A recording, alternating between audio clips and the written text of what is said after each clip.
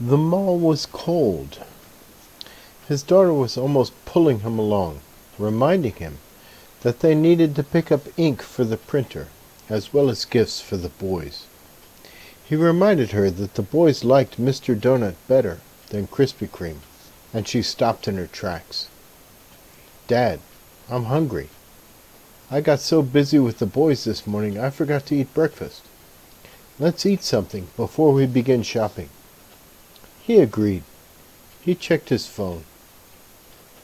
He liked to text a list item by item to his daughter before they went shopping. That way he could check his phone to remember, and he would not have to worry about forgetting a list, which he did quite often. His daughter used to give him a hard time about parking the car outside when they came to the mall. After all, the car gets frightfully hot when it's parked in the sun in the Philippines. Until she realized that he often forgets which level he parked at when he parks in the parking garage adjacent to the mall. She allowed him to park outside to preserve his honor, as long as he did not complain again about the cold air conditioning inside the mall. Now that she was hungry, she was almost pulling him again, checking how crowded the various restaurants were. He would have been happy for Burger King, but she wanted to sit down and relax for a bit. "Here," she said, jerking him to a stop. "We haven't tried this place yet." He stared at the decor. There was a bamboo screen at the entrance, and the way the menu displayed the items and photos brought back a faint memory. "You love Japanese, Dad. Let's try here."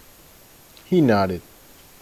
He'd not been in a really nice Japanese restaurant since they had left Texas 3 years ago. "Irashaimase!" Several staff members almost shouted as they entered. He almost clutched his daughter's hand, but was able to stop himself. His mind had jerked back for a moment, quite suddenly. It was not a memory, but for a brief moment he was there. It was a new shop. There was clean linoleum tile on the floor, and a refrigerated showcase of cakes and desserts next to the cash register as they had walked in.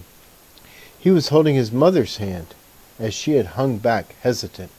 He pulled her in, confident. "Irashaimase!" the staff members almost shouted, and his mother clutched his hand in fear. "Don't worry, Mother," he consoled her. "It's customary." He replied with, "Ohayo gozaimasu, arigato." A woman with a fresh, crisp white apron rushed over and pulled a chair for his mother to sit in, while he pointed at the menu. He got his mother a bowl of bean soup with a spoon. She was very grateful, and she focused so much attention on him. The waitress and the cashier gushed at his efforts to speak a little Japanese. In an instant then he was back in the Philippines. His daughter had already ordered. He checked his phone again. Cat food. They needed cat food. He thought of Oliver, his cat. He had not wanted pets in their rental house when they first moved to the Philippines, but his wife's niece had spotted an abandoned kitten, and his wife had started feeding it.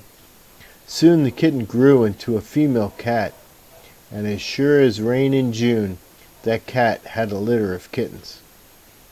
He went back to Texas from time to time, mostly to empty their storage unit and to ship 2 or 3 boxes to the Philippines. He still had his old violin and trumpet he needed to ship back on the next trip. When he came back from Texas last October, the first one to greet him had been this black and white kitten, with a neat black mustache mark on his upper lip. He did not know why, but he started to call the kitten Oliver. Only a guy named Oliver would wear a mustache like that, he told his wife. He paid to get the mother cat spayed, and Oliver became a part of the family. He liked buying good cat litter and canned food for Oliver. He was pleased he sent a text reminder of this to his wife. He was discussing what gifts they needed to bring back for his grandchildren, while absent-mindedly handling his chopsticks when the dishes arrived. There was a bowl of rice with chicken on top. The chicken was chopped in small cubes in a kind of a dark sauce. He stirred the chicken into the rice while talking with his daughter with his chopsticks, and took a bite. The taste of the chicken and sauce, riding on the firm lump of clean rice, sent his mind flying back again. His daughter was saying something to him, but her voice faded in the distance. He was in Takayama. There was snow on the roofs of the buildings. He and his brother had thrown snowballs on the steep roofs, watching miniature avalanches cascade down. His father had sternly rebuked them, but he was amazed at how the snow muffled his father's anger into a curious sound. Their steps did not crunch like the snow back home, but he seemed to float on the snow here. Their hotel had no central heating, but a big round table with a red bulb underneath it. They had a kind of a comforter attached atop the table that you slid your legs under as you sat at the table. The light bulb slowly warmed your legs to the point of being uncomfortable, but you could almost see your breath as you talked to each other in the pale light. He'd slept deeply on the tatami mats in that hotel under deep feather comforters. They did not have a breakfast there, except for a couple of rolls. He'd been starving when they'd gotten a lunch at a local cafe. He hastily stirred the chicken into the rice with his chopsticks and lifted a chunk into his mouth. It was the same taste. His daughter was listing items they needed while they were at the mall. She liked to get a specific coffee at Starbucks to sip as they drove home. She really did not like being away from the boys too long. She really needed to find a nice bulldozer for her youngest son. He promised her he would find one. She did not need to worry about that. But then he saw it. There had been a little bowl of fruit set aside from his plate. It was a kind of a garnish, he knew. An afterbite. A kind of dessert the Japanese love to have after a meal. Something to leave the mouth fresh. There were neat little cubes of watermelon and slices of a small orange that looked oddly familiar. He took up a slice of orange with his chopsticks. He popped it into his mouth, and he was gone again. He was on the Shinkansen train. He and his brother had dared each other at the next stop to jump out and buy a sleeve of Mikan oranges.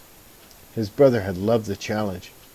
As the train slowed, the speakers above the seat began to repeat, "Osaka! Osaka!" And when the doors opened, he and his brother dashed out, ignoring the frightened shouts of his poor mother, who had just been abandoned in an alien world by her two sons, who had recently been in an elite private school in Nagoya. They pulled their scattered coins from their pockets and bartered for a moment with the vendor at the train stop. He handed them each a little red sleeve of 5 or 6 small oranges with a ridiculously easy skin to peel and a juicy, seedless interior.